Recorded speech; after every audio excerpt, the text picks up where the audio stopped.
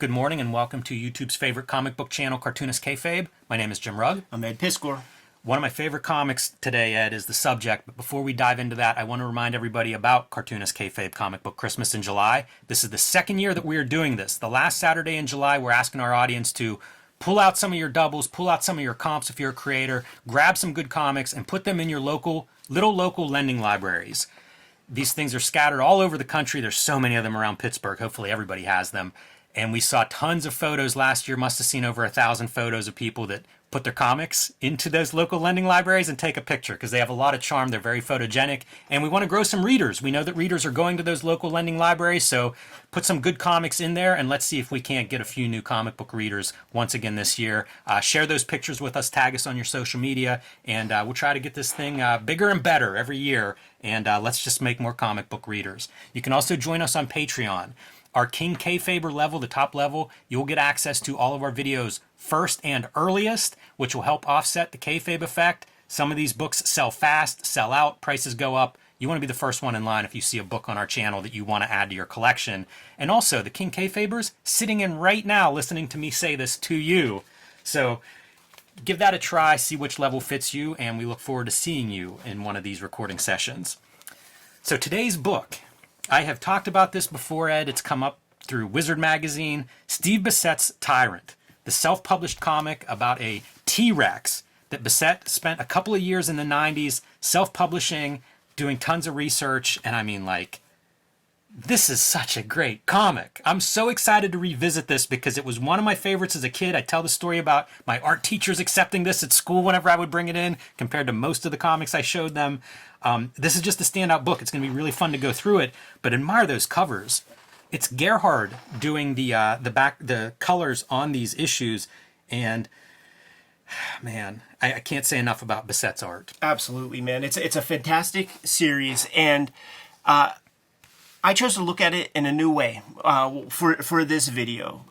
We've done other videos with the titles like top 5 unfinished comic masterpieces, and famously Bissette was setting out for an extremely ambitious Cerebus-like production. I think he said it might take 10 years or 12 years to tell the complete story, and the idea was going to be, this is going to be the story of a T-Rex from conception, well, I guess from birth, to, because we don't see the big old T-Rexes fucking. We don't, but you know what? They do mention it. They do. They talk about like an encounter where they're not meat. The two T-Rexes mating. Yeah. There's some real good verbiage in this. But through the T-Rex's entire life to its death. Like that was the conceit. That did not happen. We got 4 issues of this thing.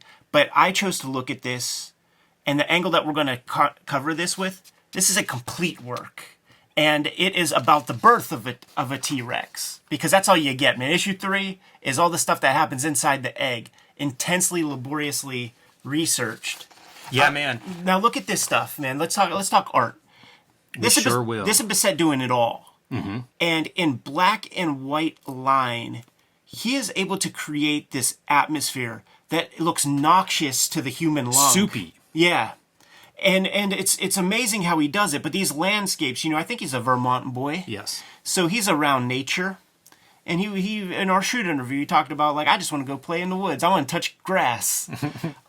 So he's adept at that. The attention to all the detail, flora and fauna. Oh, yeah. Like you're seeing insects, you're seeing flying dinosaurs, but you're seeing tons of these different types of plants and flowers.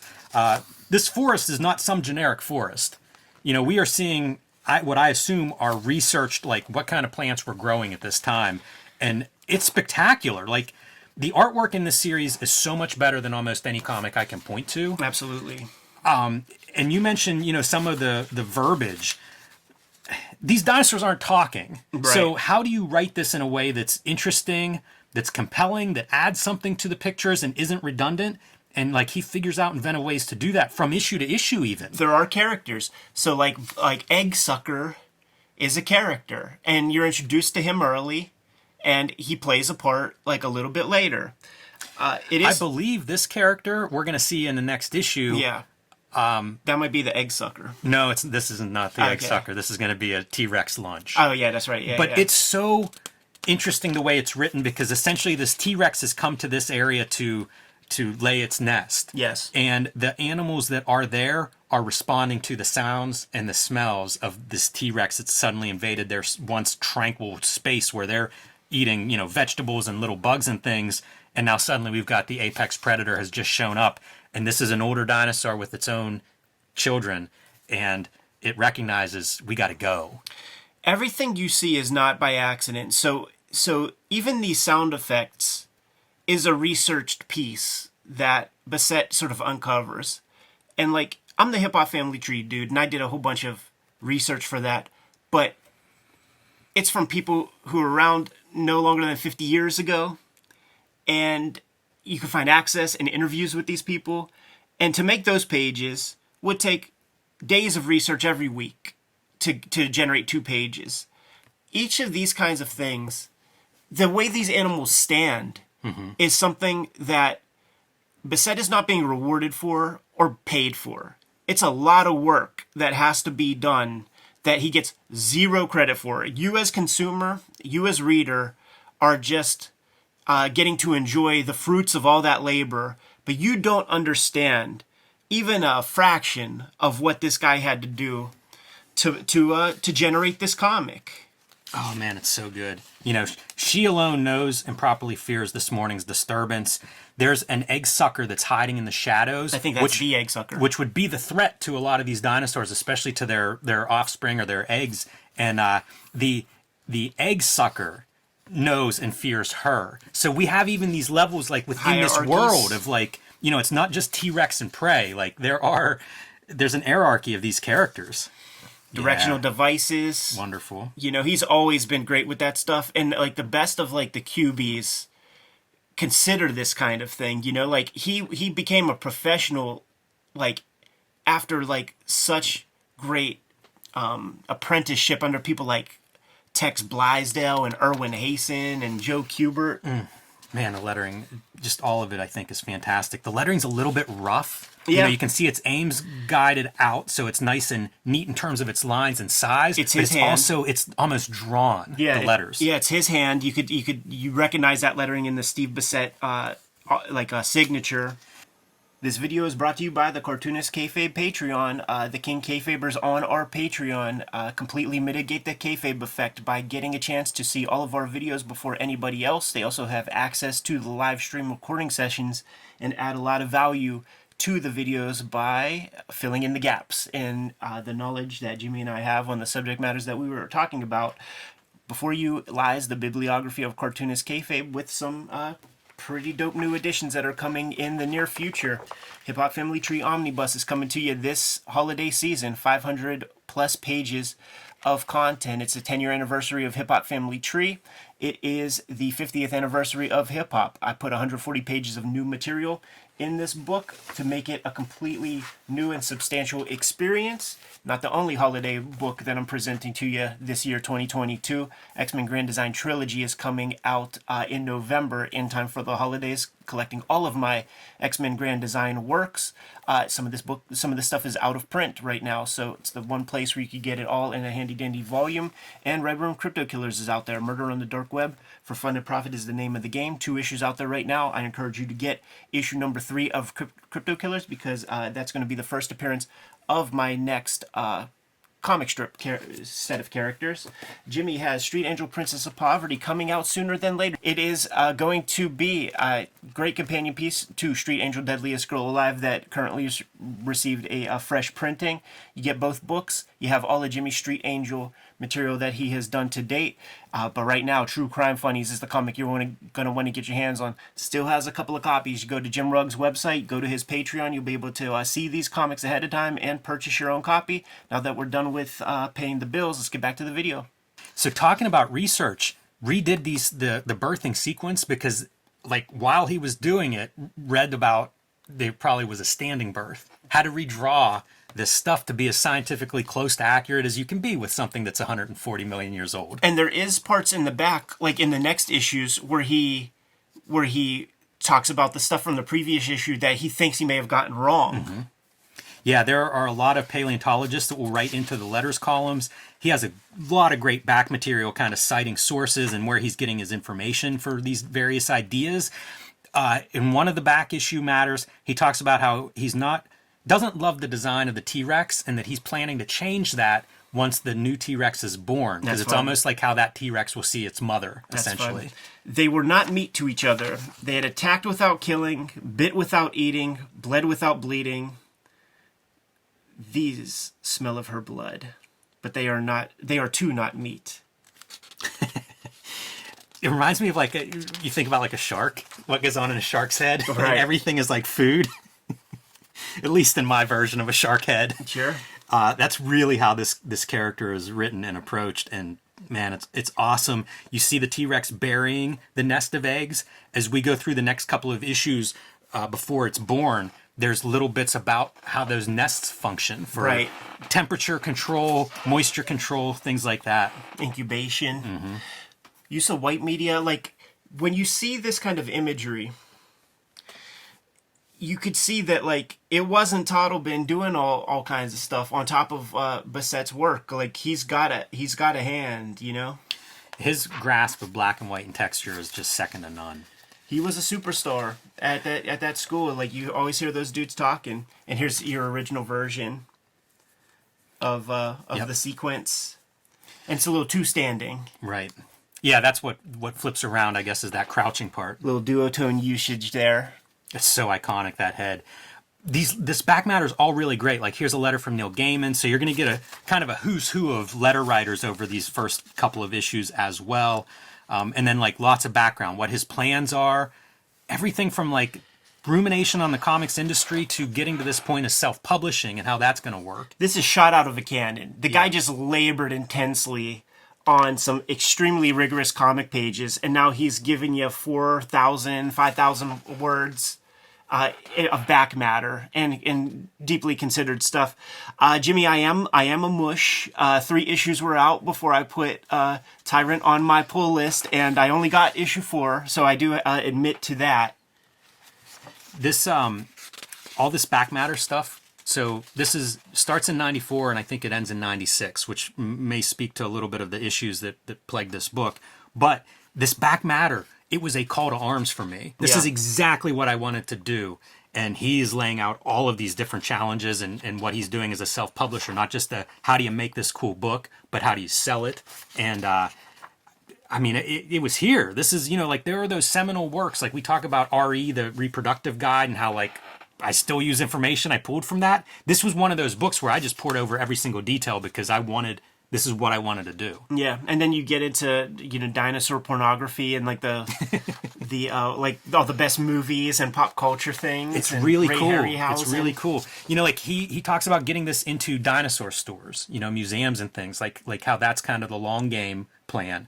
And so ahead of its time. Like, that's the graphic novel market a decade later. Like, who he would be able to point to. The notes are really impressive. Who he would be able to point to would be Tim Truman, who got that Simon Gertie material, in, like, Wilderness, into gift shops and things. So, like, he had a homie who broke some of that ground.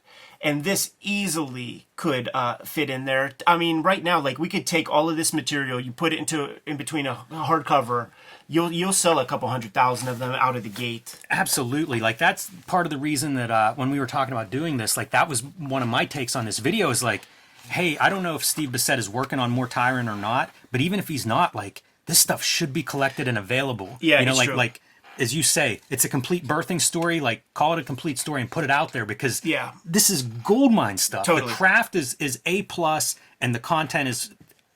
All I did was check dinosaur books out of my library as a kid. Yeah. You could put this in the all ages section in the library, and I would have my name on that card 20 times. Yeah, but I think that is the move. Like Uncle Steve, like, don't tell it. Nobody cares about the plans or like the ideas of, like, what it could be. This is a complete work. You don't got to put another pen to a piece of paper. You have a complete narrative here. It's incredible, and you sell it as a complete work. A good 100-page hardcover, and it's going to blow people's minds. It really would.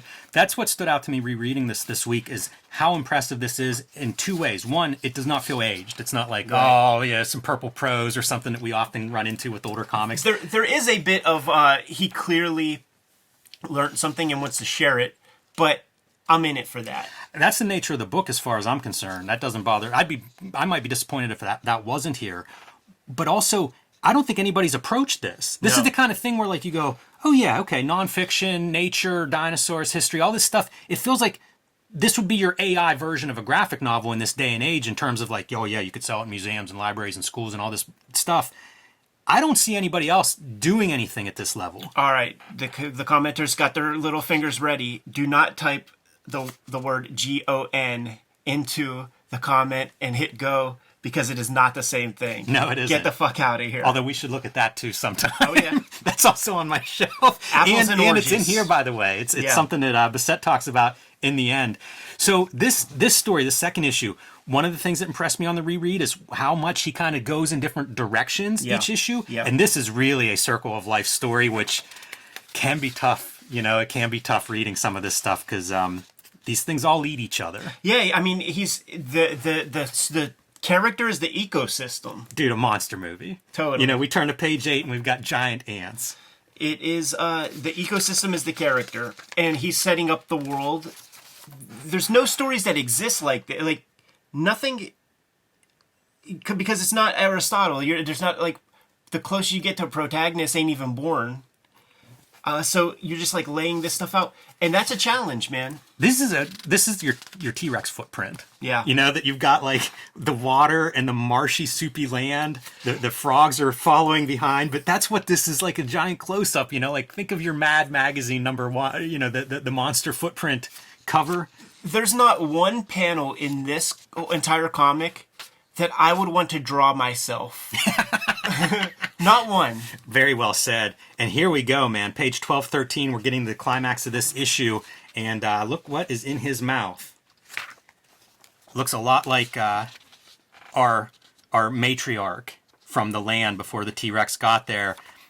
And it's noted, they got to get out of here. It's not safe. And she did not make it in time. And man, this stuff is like, for the purple prose, still has berries and taste in her mouth. She's not totally dead at this point. So sad. Those berries taking it back to her offspring. Yeah, and there's a way that it's written that like this dead dinosaur is a berry for the Tyrannosaurus. I'm ready to cry when I'm reading this in bed late at night, you know. Perhaps she can still crawl. Her litter is hungry. She has to keep them in her mouth. Talking about the berries, she has berries in her mouth for her little ones. There's some Frank Miller rhythms to some of the text in here, and I found that really refreshing. And then speaking of those berries, when she finally gives them up, then we go through like what happens to the ground and to the various life forms, you know, insects and fungi and stuff that are feeding off of this. Just incredible. There's even a tear in its eye. Yeah, it's quite an achievement. Choosing? I wish I had the list of books that I was, like whatever my top 10 books were, like at this time, because this seems so atypical to what I was reading and excited about. Totally. And I'm looking at like Stephen Platt or something in 1994. Yeah, he's choosing the Cerebus format in terms of page count. 20 pages. Yeah, I got no beef with that, especially with the back matter. Howard Cruz with a letter in here. I think it was in the first issue. Bissette's talking about Howard Cruz's graphic novel that he's working on, Stuck Rubber Baby, which is celebrated like its 25th anniversary edition is out now, and it's been out for a couple of years. Yeah. That was always a classic in my mind. I never even put together that was actually published in like mid-90s. It seems like that was this older book, but... Like, Stuck Rubber Baby was the only comic in my high school library. So I graduated in 2000. Here's a local shout out. Thanks also to Todd and Bob at New Dimension Comics Cranberry Township for featuring Tyrant on the cover of their September newsletter. Very retailer friendly throughout this series, so you'll see him giving updates on if he's doing signings or if there's something available here or there, or if some store helped debut it. He would do these front pieces, and you'll see like each one is to some comic book store. Kind of a nice nod to those retailers, and then talking about like back issues and how to buy more of these at a discount direct to retailers. So a huge part of self-publishing, that connection to the comic book retailers. And our next letter, Brian Cunningham of Wizard Press. Yeah, we got enough promos on him. Here's what, as a self-publisher, don't ever do this, because this is your own kiss of death, man. I don't know any self-publishers aside from like probably Dave Sim, maybe very few others, who created a subscription model that made good on the entire subscription for somebody.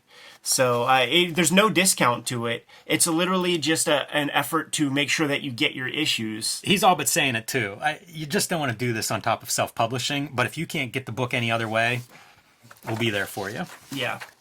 6-issue subscription. 1 year. Well, Where's my issue 5? yeah, I wish.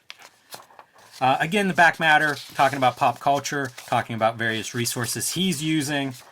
It's funny to think of what would fall under the umbrella, because like you get like mentions of Flintstones. You know, if you're really going to show dinosaurs in pop culture, you get a little bit of all of it. Yeah, he's deep. Let's talk gestation of the ovum, Jimmy. I did not remember this issue until I started rereading it. We are all inside the egg this issue, and you're going to see some of the most inventive visuals probably in any comic. Yeah, it's so cool because this is actually the issue that I most fondly remember. And every page, talk about the laborious nature of his research.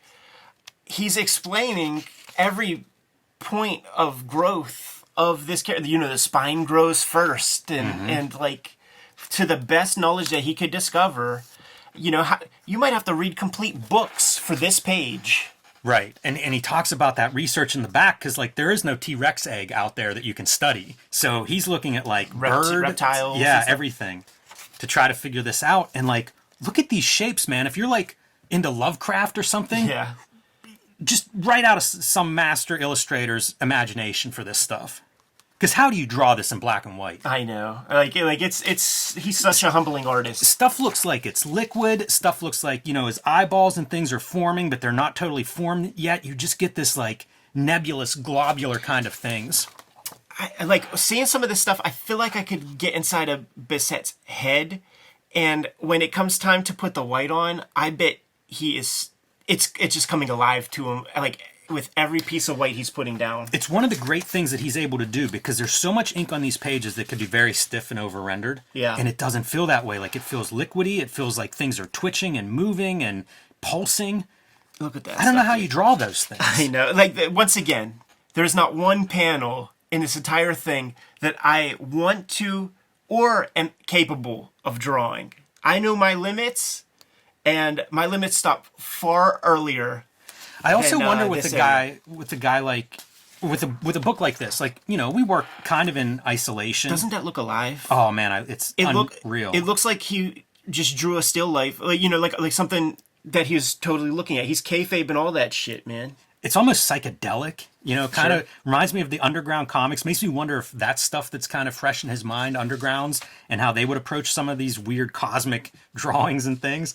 But think of the lack of, like, I would be so unconfident if this is what's on my drawing table for months at a time and I'm not showing anybody, and it's like, we're just going to be in an egg and I'm going to draw this wild stuff. So let's add even some more to the mixture and bust out the coquille board for this page. Well, it's getting solid, man. We're getting like a dinosaur is filling that egg now. So he's kind of going Fleagle with it, where like Al Williamson would have like one panel that's duotone or something like that. You know, he's using a different material for this page.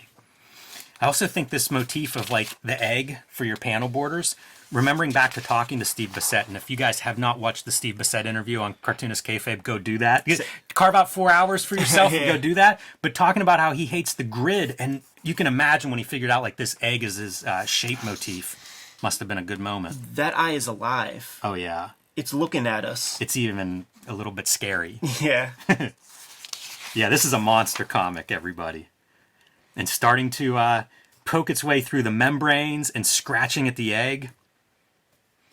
And meanwhile, that little bits of noise that's coming out, we've got the mother T-Rex doing her bit as well. Like, let's uncover these eggs. It sounds like something's stirring. And then he speaks English. I love this drawing so much with the silhouette of, like, the shadows underneath her. Yeah. Wow. Went over his 20 pages, too. That was a 21-pager. Tom Palmer Jr. now writes in. There's some fun letter writers to this book. I bet you there were a lot of good ones, too, that didn't make it in. Selling the From Hell complete scripts. Why aren't there 100 issues of this? It's just beyond Sisyphus Yeah. to make something like this. Like, we're lucky we got these 4. Yeah, we really are. Talk about like right place, right time. As an aspiring cartoonist, this book's, like I said, huge. Not too right, though, man, because we ain't Killjoy. Who got their copy signed in 03.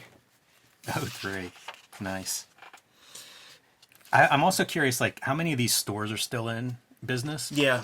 If any of them are. This is winter 1996 is the publication date on this, and I think that speaks to maybe some of the troubles that are happening, because this is September 1994.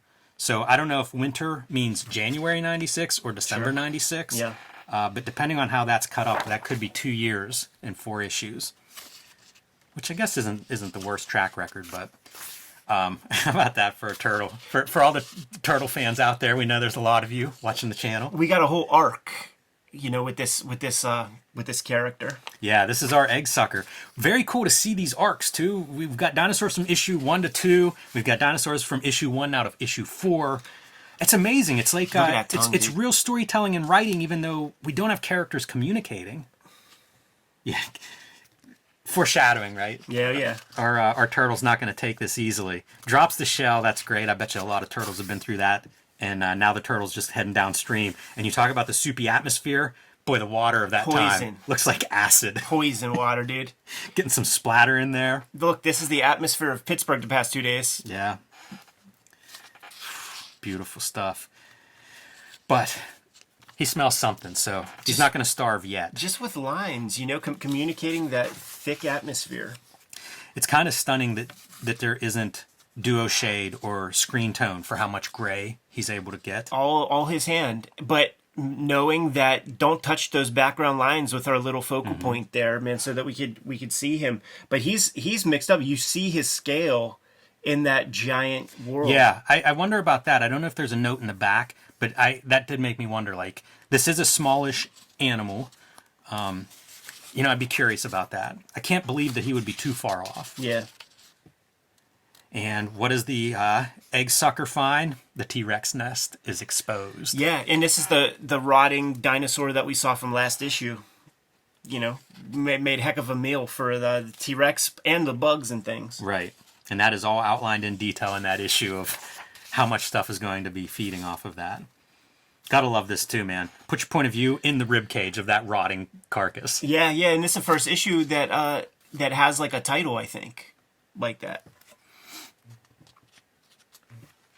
So the collection could be called Dreams and Bones. Yeah, for sure. Man, that egg sucker's playing with fire, getting too close to this nest with the T-Rex still active on top of it. Oh, yeah. That seems dangerous. And here are our little T-Rexes starting to emerge. This is great stuff. Like, all of this I would have eaten up as a young reader as well. Oh, yeah. Describing the emotions of this thing coming out. And you can see the egg sucker sneaking through these black and white pages, like coming into its own. I wonder what the visuals are for dinosaurs if they were living in a black and white world. It would surprise me if they could see color. I feel like that's a relatively recent evolution. Yeah, and you always hear that like the T-Rex's brain was the size of a pea. So how big could a brain of a egg sucker be? It's so great, like detailing the teeth and stuff. This was the stuff I would be reading in those old dinosaur books. Full 3D, man. And we're making our move. The little tiny egg sucker comes running in, gets ready to scoop up this baby T-Rex. It's going to be just delicious. The venison of the dinosaur world. But you know what? It has its own set of teeth, and it's not going down that easily. It's meat that bites back. Yes. And as our bookend sequence, man, that turtle from earlier. Yeah, it hears those screams, and it decides it's heading downstream. Beautiful narrative choice. You are right, though, is like 4 issues, because issue 1 starts, and this scream is what starts in issue 1, and it is like, we got to get out of here. Like something bad has come into our house. And it basically ends with that same note and that turtle hitting the road, man. It has heard enough. It knows it doesn't want to be around. I'm out. And of course, Tyrant getting unanimous praise everywhere, so that's when you need Uncle Gary to come in and throw some salt in the game and say he's not up to his usual standards. Yeah, Will Eisner weighing in with a nice compliment. And Groth, just kidding. Looks like the best drawing you've ever done. So, oh man, what could have been? Like, you think of Bissette, a guy who I think is an underrated visual artist in comics.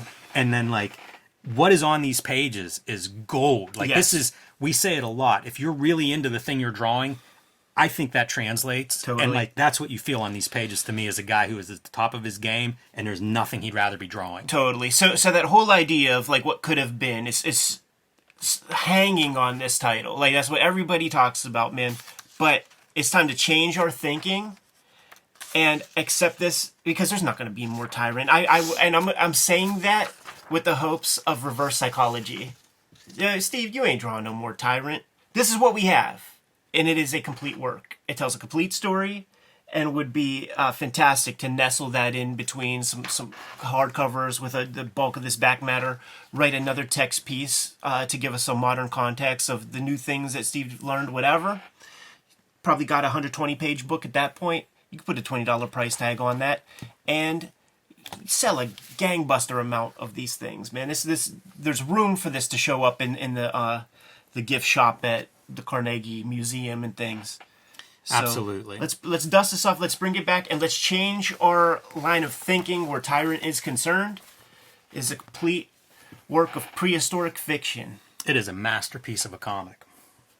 Jimmy, I'm juiced up, man. Let's get Yes. the hell out of here. Kayfabers, like, follow, subscribe to the YouTube channel. Hit the bell so that we can notify you when new vids are available. Cartoonist Kayfabe Comic Book Christmas in July. Last Saturday in July, we're putting our comic book doubles in the free little lending libraries in an effort to generate new comic book readers. Jimmy, what do you have? True Crime Funnies, #1, self-published, following in the Tyrant footsteps that Steve Bissette laid down for me in the 90s. This collects 3 short nonfiction stories, one very much a true crime story about a rookie narc cop, the other 2 wrestling stories, one a crime story for sure. You can pick this up now from me directly at jimrugg.com. My other books include Hulk Grand Design, The Plain Janes, and Street Angel Deadliest Girl Alive. And coming later this year from Image will be Street Angel Princess of Poverty, collecting all of the Street Angel comics that are not in Street Angel Deadliest Girl Alive. And you can join me on patreon.com, where you can see my latest comics as I finish them. Hip Hop Family Tree Omnibus is coming to you this Christmas season, out in October. It's collecting the 4 volumes of Hip Hop Family Tree that are out there, 140 pages of additional materials. Look at the size of that spine. That is a lot of paper in there, man. We hit print on that book, and we have to assume that we printed enough to handle initial demand, but we might not have, man. So get your order in early, and make sure you get in quick enough to make this thing the proper gift for the hip-hop lover in your life. X-Men Grand Design Trilogy is another holiday effort that is coming out, collecting all of my X-Men work for Grand Design. A couple of those volumes are out of print, so this is a place where you're going to be able to get it all in one handy-dandy collection. Comics I'm working on now: Red Room, Crypto Killers, 2 issues of that out in the wild. Issue 3 is an important one because it's going to be the first appearance of my comic strip characters that I'm going to focus on for the foreseeable future. Make sure you get that issue for sure. There are 2 trade paperbacks of that out there. Jimmy, what else do we have? You can join us on our e-newsletter at the links below this video. You can also pick up Cartoonist Kayfabe t-shirts, merchandise, hats, stickers, all kinds of stuff at our spread shop, including our latest design, the Wrestling Mask t-shirt. So check that out at the link under this video. All good ways to support the channel. Give them the marching orders. We'll be on our way. Read more comics.